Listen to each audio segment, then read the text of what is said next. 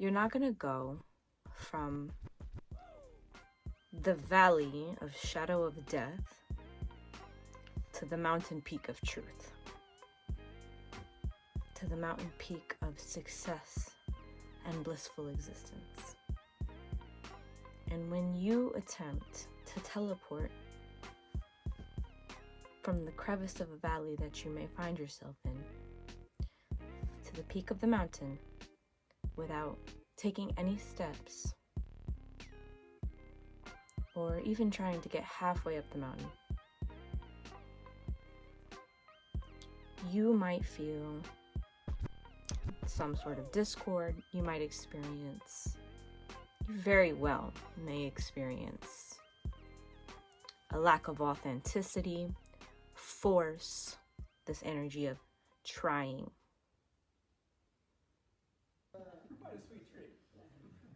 I went to the gas station the other day and I asked the woman how she was doing. And she said, "I'm trying to quit smoking." And my response was, "Oh, you're quitting smoking. That's great. Did you notice the difference in the vibration of that?" This is what I said to her. "Did you notice a difference in that phrase, in that expression? I'm trying to quit smoking from I'm quitting smoking. There is a difference in vibration."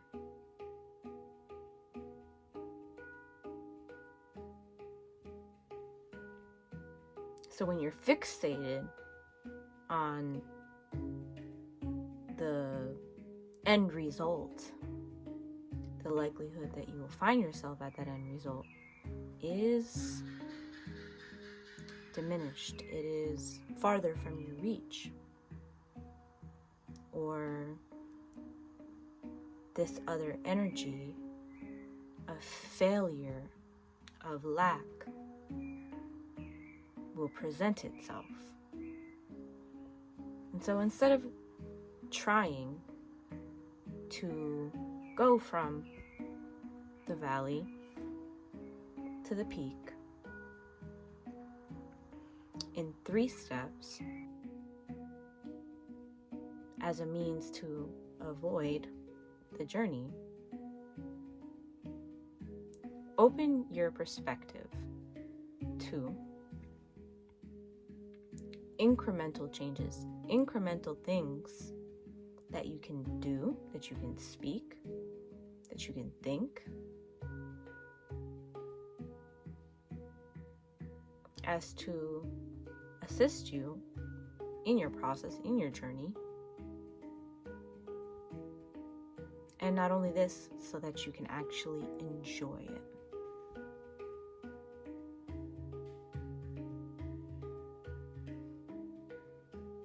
When I feel limited by my own thoughts, when I feel limited by old ways of thinking,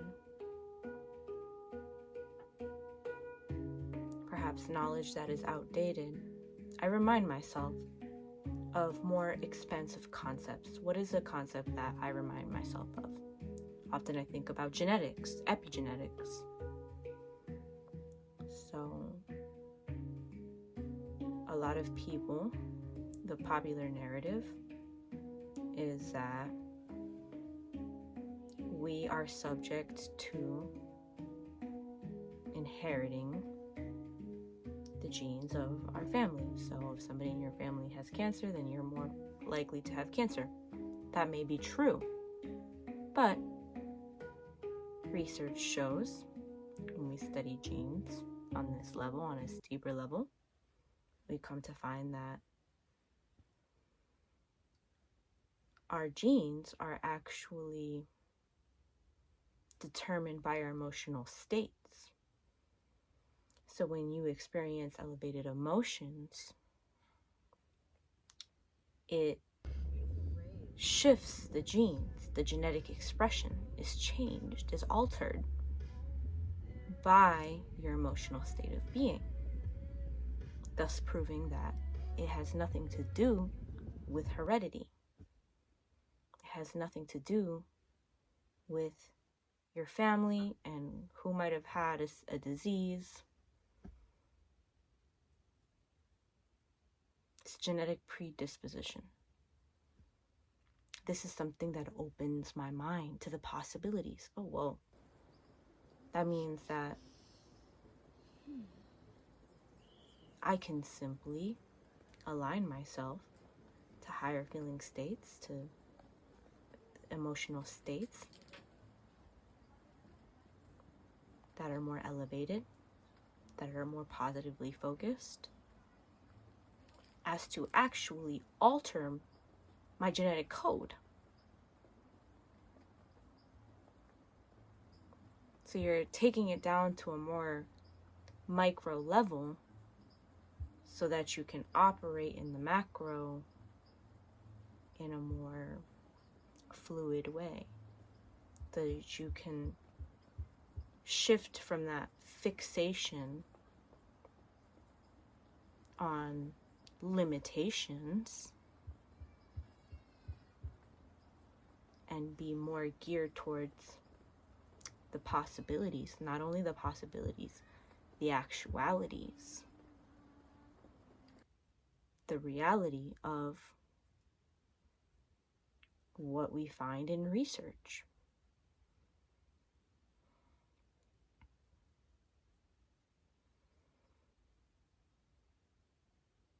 So you could find yourself in a state of being where you have an injury, you have some sort of disease. How am I supposed to think positively when I'm experiencing chronic pain? How am I supposed to think positively? How am I supposed to be in a healthy state of mind when I'm constantly experiencing pain? Not just any old pain, severe pain, immobilizing pain.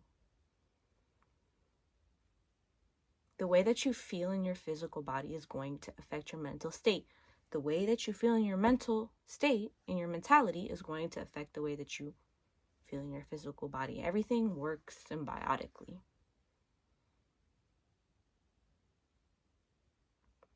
And gratitude can get you so far.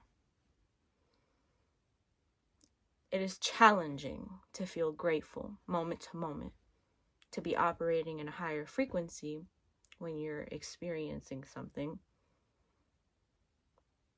that causes you pain. Mental pain, physical pain, emotional pain, whatever kind of pain you're experiencing.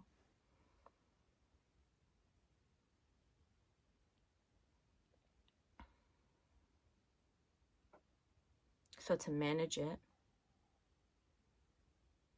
to become aware of your power, to become aware of these possibilities, if you can shift your attention moment to moment, breath by breath, into these spaces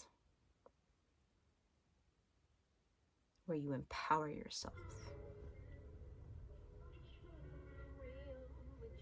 Not only will your cells respond, not only will your body feel better, maybe it's not very detectable, but it will naturally feel better. Scientifically proven to experience less pain, even on a very subtle level. You will also be shifting your focus and attention to that which is holding you back, that which is, in a sense, stunting your growth, or that which is sending you on a trajectory of the perpetuation of said disease or physical imbalance. Now, what I've learned is that there is no such thing as a disease, that your body is simply functioning at the highest level at all times. Notice the difference in that. It's kind of like that analogy from I'm trying to quit smoking to I'm quitting smoking. I brought that to her attention, and she loved that awareness. Now, she can take that with her moving forward. That is, if she remembers. So repetition helps, because then you continue to practice, until it becomes a naturally occurring thought form. But it is an analogy. I have a disease, I have a physical ailment, to my body is operating at the highest level simply because it is identifying an imbalance. It is letting me know that there is something wrong. If you had your hand on the stove and you didn't feel it, you would get burned down to the bone, and you wouldn't even be aware. That's problematic. That is a body that is not functioning at the highest level. But because your body is functioning at the highest level, it starts to bleed, it starts to take the actions, platelets start to form, the scab is formed, these cells have antimicrobial properties. Your body is functioning at the highest level. This is an example of an incremental change that can create a sense of appreciation, a natural sense of appreciation, not a forced sense of appreciation where I want to feel better, so let me express gratitude so that I can just be in this dark pit and go straight to the peak because I have to be grateful so that I feel better. That's not how that works. My body is functioning properly. Thank you, body. Body's like, oh, you like that? I'm going to give you more of that.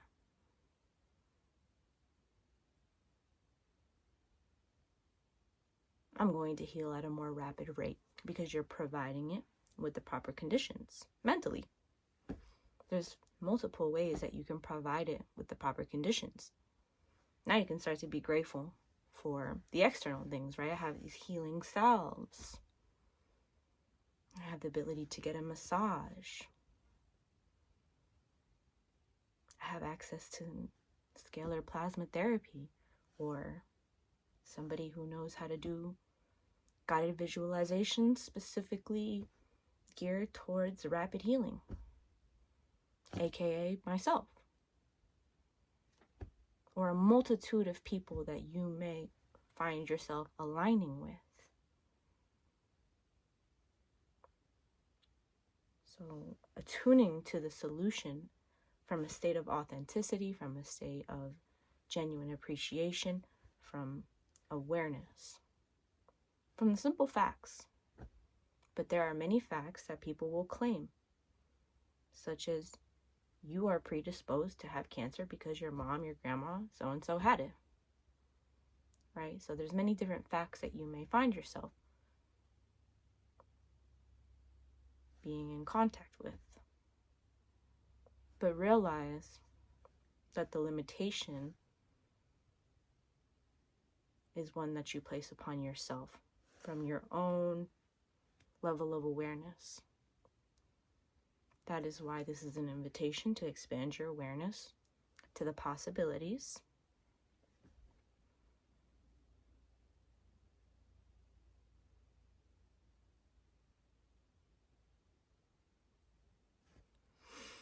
To see the value in the process, in the step-by-step process, and to find ways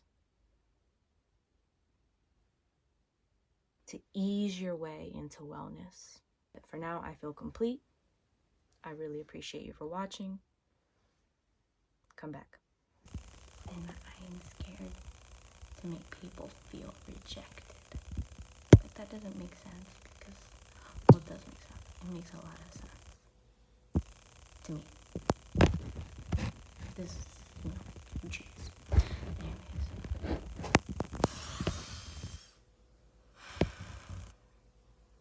No, thank you. Without lying. Without lying. You don't want to be a liar. You don't want to make shit up. Your hardest times often lead to the greatest moments of your life. Keep going. Tough situations build strong people in the end. I can agree. I am able to agree effortlessly.